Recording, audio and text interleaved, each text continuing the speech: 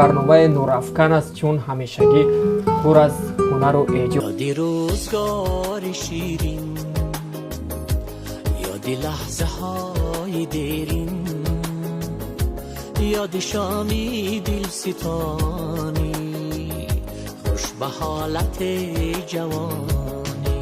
اولین از خوبی کوسه و طبق بله پیولو را میموندیم، مثلا پیولوی چای نوشی را میموندیم.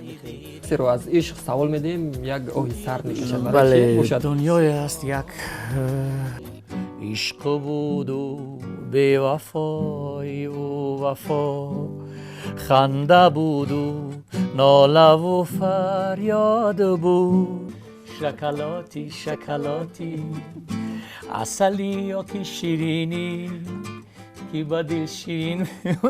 مثلا این هست خصلتی که در خودتون هست که دوست داشته می‌دارید، می‌خواهید اون خصلت رو پرتوید ولی نمی‌توانید پرتوید؟ بسیار ساده سود باور هستم. ای فرستاده سلامم و سلامت باشی، سلامت باشی، یاد کردی با سلامم با سلامت باشی، سلامت باشی. گل که دل زنده کند بوی وفای دارد، گل که دل زنده کند بوی وفای دارد، تنها تو سزاواری ملامت باشی، سلامت باشی.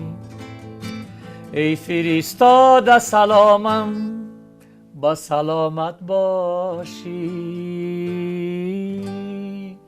سلامت باشی. یاران همه سلامت باشید. سلامت باشید.